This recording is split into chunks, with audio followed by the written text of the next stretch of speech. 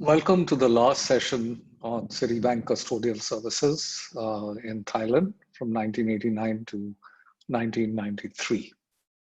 So we'll start with a recap of the previous session where we talked about some fun anecdotes and about how we grew the market share and how we grew the market share partly by also expanding the market. Now, I want to talk about how when Dennis Martin, who was the regional head for Citibank in Southeast Asia, when he visited Thailand, and this may have been in 1993, maybe early 1993.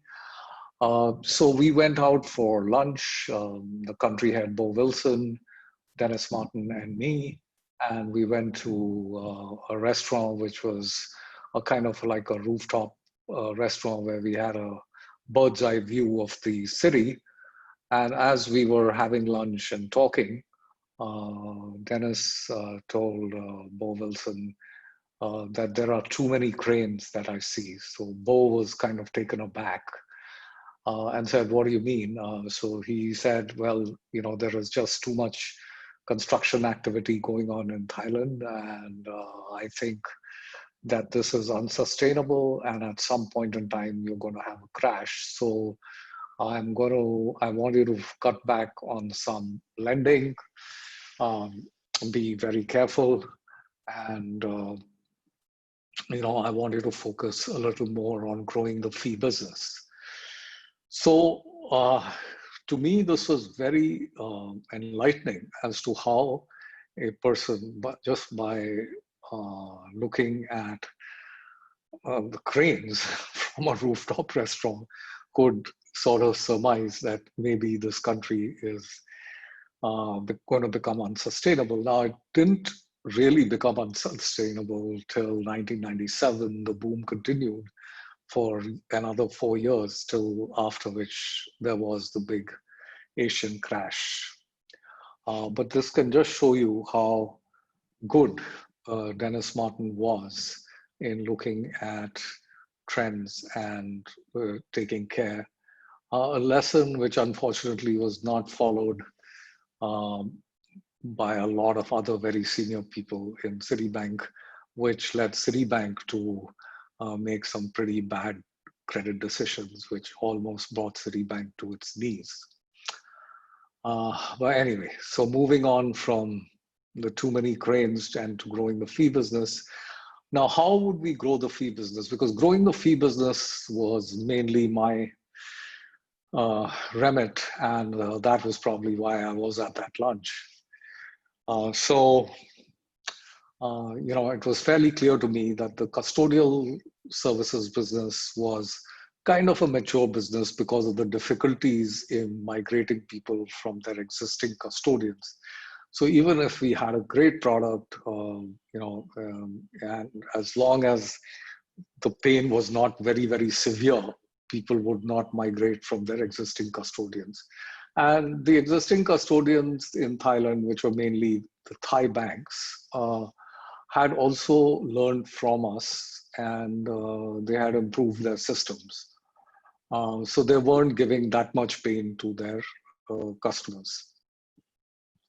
So the custody business did not seem like a business which would grow very substantially after 1993. The cash management business, as I mentioned before, was relatively low potential for a bank like Citibank, with very few branches in Thailand. And so cash management, we could do a reasonable job, but again, it wouldn't be a growth area. So we had decided that we would focus on trade and try and grow our trade business by also focusing on customers that normally Citibank would not focus on, which were some of the second-tier exporters and people like that. So I spent a lot of time trying to understand the trade business, visiting those customers, seeing their factories, understanding the business, trying to convince our credit people as to how we could deal with such customers, because we couldn't go through our traditional processes of having relationship managers doing very detailed credit analysis, because that was all very costly. And that was okay if that customer was going to give us a fair amount of revenue. But if they were just going to do trade business with us, we needed a different model. So that's something that we came up with after a fair bit of analysis and research, trying to figure out who were good exporters and who were not so good exporters. These were companies with not very strong balance sheets and things like that. So that was quite interesting in developing a trade program, which ended up setting the seeds for growth. And I think grew quite well even after I left Thailand. So I had more or less completed my 4-year stint in Thailand, and it was around 4 years that a member of the international staff was expected to stay in one country. And then if you were doing well, they wanted to move you on into other countries and build up more experience and stuff like that. So that was the general model. So now part of the whole international staff was that once people knew that you were kind of available, then there were international staff openings in certain countries, and people would try and talk to you. So if you hadn't done well in your previous assignment, then the openings would be less. But in my case, I'd done quite well. So I had 2 people who were very interested in my joining their team. So one was the country head of Indonesia, who wanted me to come and head transaction banking in Indonesia. And Indonesia was a much larger country than Thailand. So that would have been a step up for me. The other was a person from India who had done quite well in Citibank, a person called Venki Krishnakumar, and he was heading, or he was in a division which was part of the financial control division for the whole of Citibank. And he was based in New York. So he was trying to convince me to come to New York and join his team. And there was a small sort of team which did corporate kind of stuff for Citibank. And he wanted me very much to come and join that team. So I was kind of torn between these two. I had family in the US, and both my wife's brother and my brother were in the US. We had done a holiday in the US and we really liked the country. But we had also, looked at the US from afar, having not looked at the US, and we had felt that like the US was this big empire, and we had this impression that the US was, like the Roman Empire, on the decline, and Asia Pacific at that time was booming. So we were thinking, should we be going to the US or should we be going to Indonesia? Now, partly this was also as to who was going to be my boss. So in Indonesia, there was this Jim Hunt, and in the US, it might have been Venki Krishnakumar or someone from that senior management thing in New York. So New York, of course, was head office. So I tried to find out a little more about Jim Hunt and this thing. And ultimately, I felt that the US might be a bit of a better place.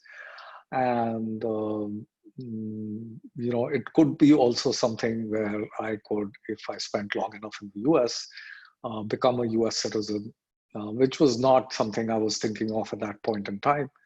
But still, it might have been some. And then, with Citibank, if I was in the group financial office and, clearly on my way up, maybe like a rising star, it may be better for me. The money was much better in Indonesia because I had all kinds of allowances and things. And if I was going to go back to the US as a member of the international staff, then the money that I would get would be relatively low because the international staff were encouraged to be in countries that were not the US. So it was a complex set of decisions, but I finally decided to move to the US. Um, so now let's end this story with a couple of fun anecdotes. So one of the things is that in Thailand, at least at that time, and things may have changed now, but if you were a boss, then it took a fair amount of time for your team to accept you as a boss. And then, especially this was even harder if you were a foreigner. Now, but once they accepted you as a boss, they almost treated you like a father figure. And this little episode, which may seem unbelievable, would explain this more clearly. So one day I walked into my office and one of the ladies who worked for me was sitting there and she said, Khun Sanjay, Khun is a term which is used a lot in Thailand. Khun Sanjay, I need to speak to you. So I said, yeah, sure, go ahead. So she said, I'm wondering if I should get pregnant this year. So I was a bit taken aback. This is not something you expect a subordinate or an employee to be discussing with you. So I said, well, what are you asking me this question for? So she was basically not married. She had a boyfriend and she was deciding whether she should become pregnant or not. But again, I found this fairly odd that someone would discuss something like this with your boss at work. But this was the thing that, your employees treated you like a father figure and they felt comfortable in discussing anything with you, whether it was related to work or their personal life or whatever. So this was quite, in some ways, responsibility, and it was good because then they would do a lot work-wise for you. They would also not ever bring you bad news in the business because you were the boss and you were supposed to know everything. So it was really, really hard to try and get any real information. If there was something wrong going on, you had to really be on top of it and find out. So these were some of the peculiarities of working in Thailand.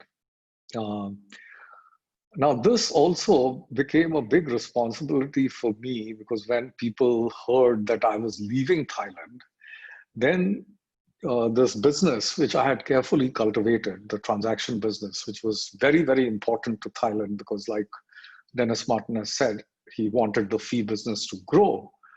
And when, say, a boss who is like a father figure leaves his job, then a lot of people tend to leave the organization because the loyalty is not necessarily to the organization, but to the boss. So I had to spend a lot of time telling them about my successor and how this whole business would only grow from strength to strength and how they would not have any disruption and things like that. So I spent a lot of time talking to each and every individual in my business and trying to convince them to stay on in the business. And I'm glad to say that as far as I know, none of them left and the transition was pretty smooth.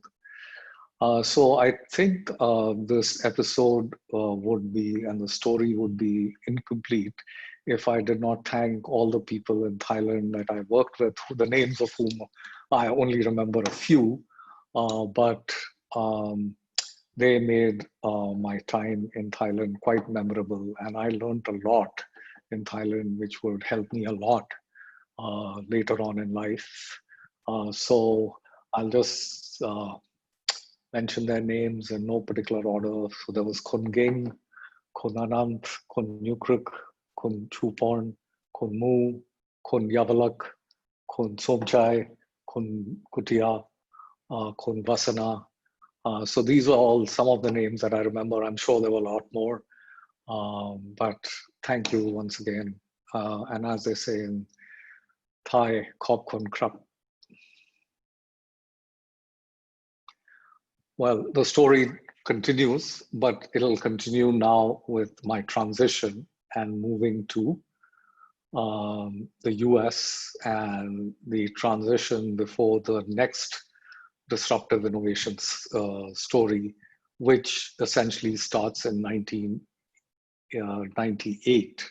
So there will be a period of about 4 years, which was a fairly important 4-year period